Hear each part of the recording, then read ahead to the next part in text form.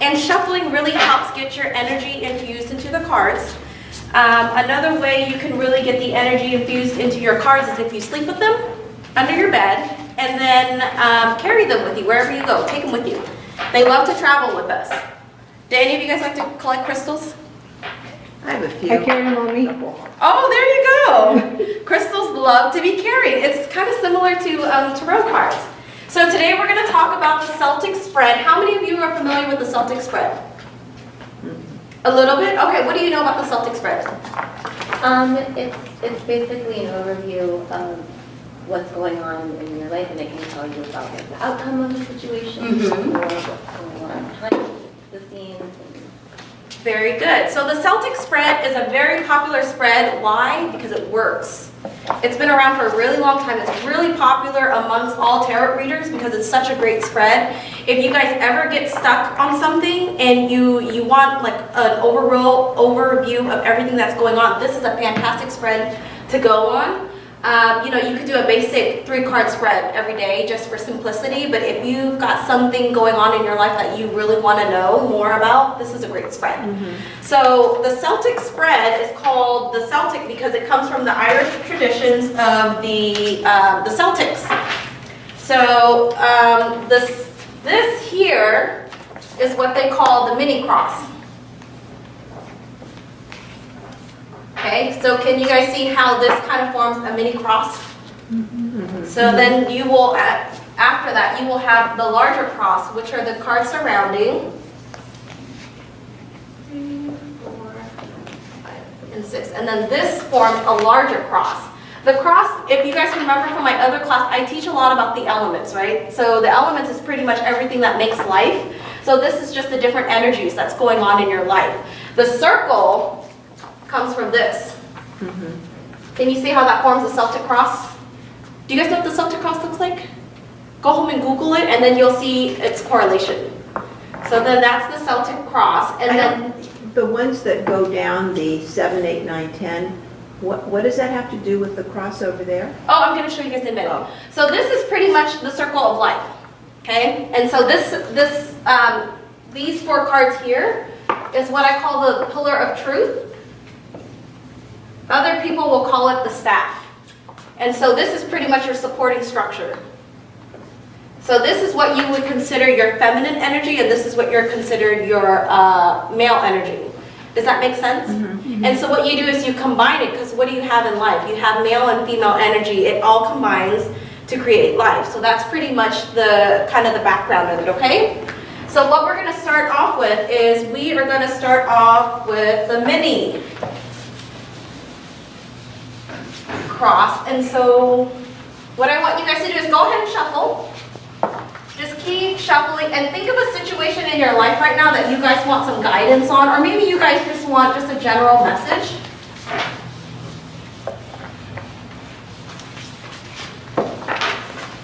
Okay, so the mini cross is really the heart of the spread. And this is really the essence or the flavor of the reading. And this is really going to get to the heart of the matter. This is really it right here. The card number 1, in some aspects, some people know it as the significant and the significator. And so you can purposely select this card, or you can randomly select it, however you choose.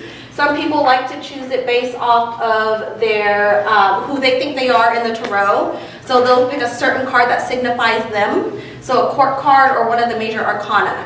And that's important because it's going to come to play in all of this, because you're going to see what direction it's going to flow. This card is going to tell you about the situation at hand. This is why you guys asked the question. This is, this is the grounding part of it. Does that make sense? So you'll go ahead and do that. Yep. If anything kind of pops out at us. Just or whatever. anything you want to do. So you just want to shuffle and just pick 2 cards. And then when you're ready, wherever you want to do, I usually like to go from the top. Okay. So it's up to you. So we just put the first one and then the second one. Now the position of it is very important. This one here is meant to be vertical. Or horizontal, I'm sorry. Okay, so the first one we put down is Straight, vertical. And then the second one's going to be vertical. And then it's going to create a mini cross. okay. And we pick any card? Any card. For those of you who have the Angel Tarot, it's going to be a lot easier for you to read because it's Doreen pretty much focuses on the positive side of the cards. But for other people like yours, you're always going to read it in the positive, or not the positive, the upright position.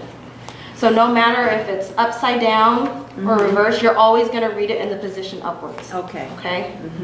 So like say here, you could read it upside down if it's upside down. We'll teach another class on reversals because I know some people were kind of confused about reversals. But just know that card 2 is always read in its upright position. Okay. Does that make sense, Danielle? Okay. So once you guys have that out, we are going to then focus on, if you guys turn to page 2, I'm just going to work through the steps with you guys. And so the next step you guys are going to do is this card and this card. I want to make a note that it's not important where you guys lay the cards in what order. I only put the numbers here so that way you guys know the sequence of the flow of the reading. Okay. So it doesn't matter if you put the next card here, here, here, or there. It doesn't matter. As long as you understand that card 1 means this, card 2 means that, card 3 means that. Does that make sense? Should we continue to shuffle? Or? Just shuffle. And then the next card I want you guys to focus on is the past events that have unfolded. And then you'll put it here. You'll probably need a lot of room. And then on the other side of the Celtic Cross, I want you guys to put future events.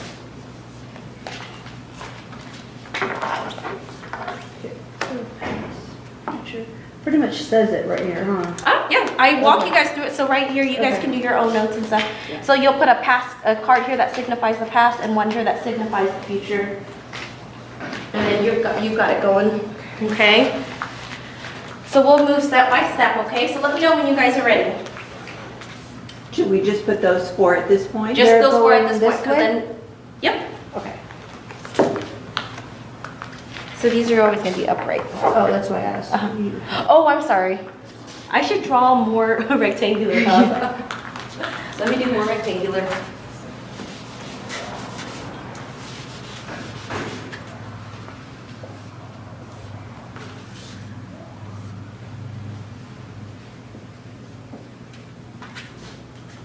This is past, this is future. I'm gonna remove one card right now. I don't want you guys to remove it from your guys' layout, but I'm just gonna do this so that way you guys can see easier. That card number 2, which is the question at hand, the problem at hand, this is card number 2.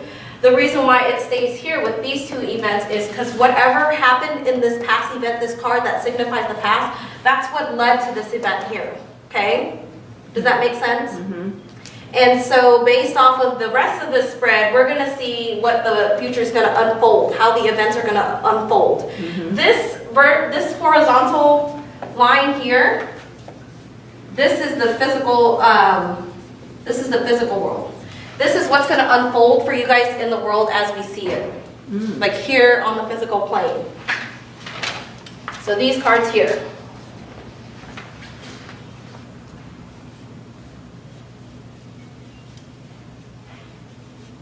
Does that make sense? Which ones are the physical? Those 3? Yep. So it's these guys here. This is your significator. This is card 1, okay? This is what's unfolding right in front of you right now in life. So in this is the world. physical world. That's your significator. This is what's unfolding now. And what about the one that's supposed to, oh, It's that right is here. the one there. So it's right there. Do you see how that comes across? So it's like that. Okay. So it's basically a 3-card spread where it's past, present, and future. You see how that unfolds there? So it's pretty much that. Does that make sense? So understand that's what's unfolding in the physical world. Next you're going to have is the 1 upper card and 1 below. So go ahead and shuffle and pull out another card. Is this one away? Nope, we'll put it right there. So go ahead and put 1 up here and 1 down here. This is what's going on in your awareness. or your spiritual or mental self?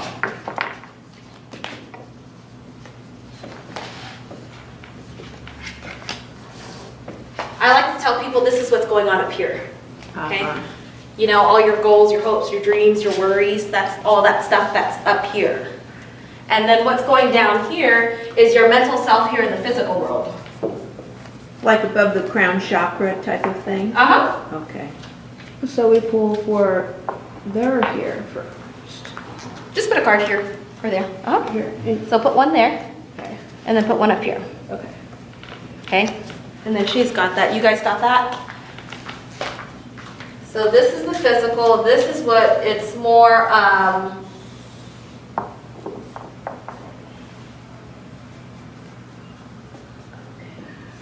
So Or they it's both the- say mental self? yes. Both yes. 5 and 3 say mental self? Yes. So I'll explain that in a minute. Okay. Unphysical. So these two cards that we just put down, 3 and 5, Mhm. that's what's going on in you, within you. This is within you. This is not something you can see on the outside. This is going on within you. And then the other card that you want to include in here is card 1. So if you guys look at the notes on the other page, you'll see the layout of it. So that's what's going on internally within you. The one that's on the horizontal plane is going on outside of you. Does that make sense? Okay. So before we move on to the staff, let's go ahead and start working. Yes. Oh, go ahead. So, okay, so the across is outside, and then up and down is the inside. What's happening inside? Show me what. Tell me what cards you're talking about. So the 4 and 6, Uh-huh. And just 2. clarifying, 4 and 6 are physical, what's happening on the Yes. outside, and then Yes. 5 and 3 are the what's happening inside. Yes, 5, 1, and 3 is what's going on the inner level. Yes. And then 5 is what we are aware about, and then 3 is like stuff that we're not aware. It's more of unawareness, not awareness, but yes. And then there's things going on here. It's more like the denial self, kind of like things going on here that you're not acknowledging. Does that make sense? So it is kind of like an unawareness, like say you know you should stop smoking, but you just continue to smoke. Does that kind of make sense? It's like you know better, but then you just kind of, it's a denial thing. So the mental self tends to be the ego. Do you guys know much about the ego? Mhm. Oh, yeah. Yeah. Do you know about the ego? So that's what the mental self I call the ego. Okay, the mental self for card 3 is kind of like the ego? Mm-hmm. All right. And it's things we're not acknowledging or denying? Mm-hmm. Okay. Does that make sense to you guys? And that 5 is more like the awareness or a little bit of a higher... Higher self stuff going on up here. Yeah. Like your intuition, your gut, not your gut feeling, your intuition, things that kind of deter you onto the right, or things that steer you onto the right path, you know, stuff going on up here. Mhm. Okay. So I'm going to pause this video real quick, and then I'm going to help you guys work through your cards. Okay.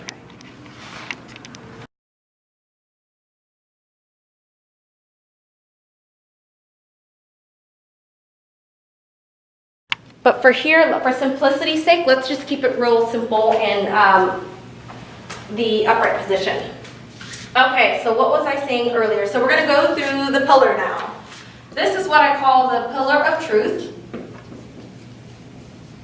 Let's see. Traditionally, pillars, what they stand for is strength,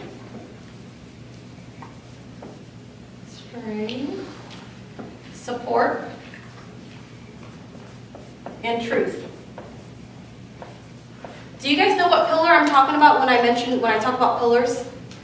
Do you guys remember in the ancient Roman Colosseums they had those huge pillars, Yeah. Yeah. right? It kind of looks like that.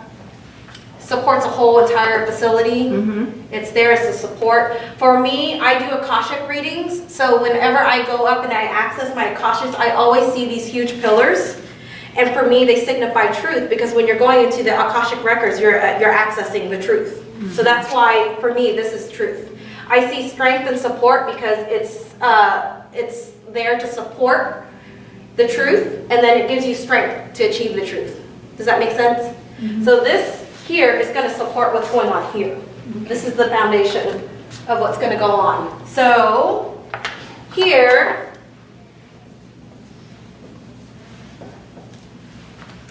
this is a little bit easier to read than all that because there's a lot going on there. This is a lot easier, so if you guys want to just practice doing the pillar, you can. So we You don't should have to start do- getting our cards for that? Yeah, let's go ahead and do that because I'm going to help you guys do this, right? So this card here is yourself. 8 is your environment.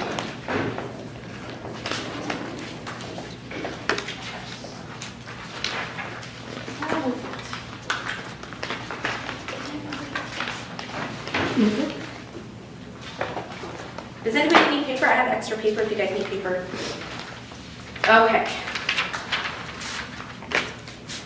So these two cards here, this is you, right? This is everyone around you. This is what's going on around you. These two are going to interact to tell you what's going on in your life.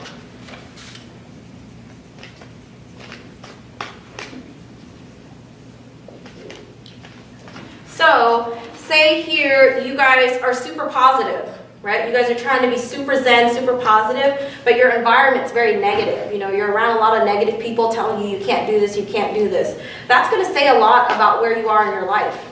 Okay, that's going to tell you a lot about whether or not you have support or you don't have support. Does that make sense, Connie?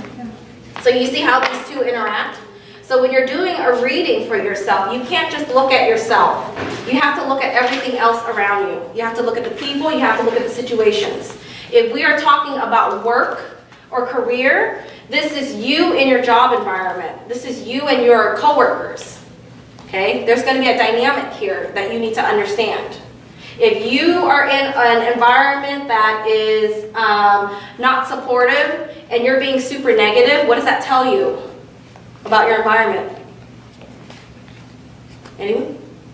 It's not a good environment. It's not a good environment, right? So you guys see how these two are very important to understanding what's going on here? This is very important. You need to know what's going on here in order to understand if you have support or no support here. Okay? So this card is your obstacles or your challenges. This is what I like to say, what you need to know.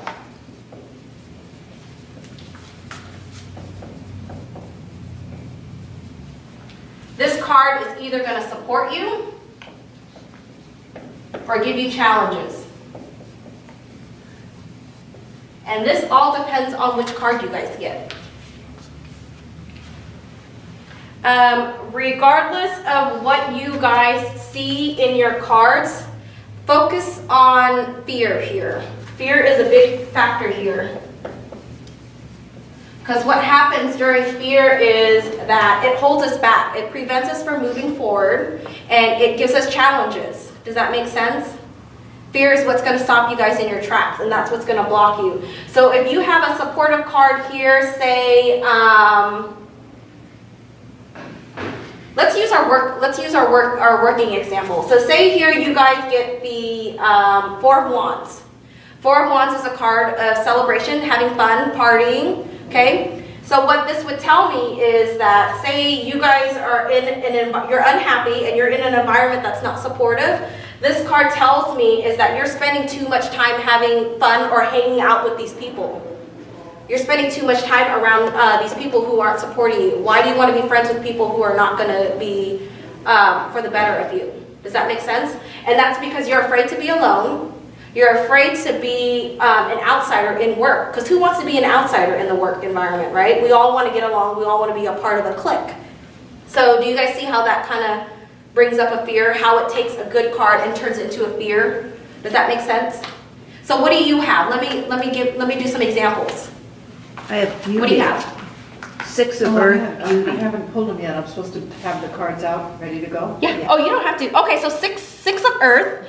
Six of Earth is a card of generosity. Okay? What's a negative way? How can I look at generosity in a bad way, in a fearful way? Well, if you give too much of yourself Oh, yeah. and then That's- never say no or something. That's one way. Anyone else? Anyone? In what ways can generosity be a bad thing? Someone take advantage of your generosity. People that take advantage of you. You giving what you don't have, you know, that's one way of doing it. You not taking time for yourself and doing too much for others. Being too generous with your time. That's how you can take a positive card and see how that card is a challenge for you out of fear. You don't want people to think of you as selfish, so you keep giving, giving, giving. Does that make sense? Mm-hmm. You've got this coworker here that you cannot stand, but he doesn't have money to buy lunch, so you keep giving him money for lunch. You keep feeding him. Right? Does that make sense? Yeah. Okay. This card is the final outcome.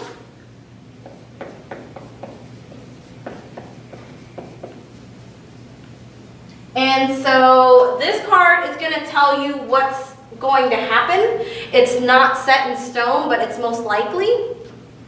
And the way that you read this card is you want to combine it with this. This card is meant to be read with these two. In order to understand how the events here are going to unfold, you got to look at the other two surrounding it. Okay? So I turned the video back on and I kind of changed the dynamic, so I'm going to pause, or I'm actually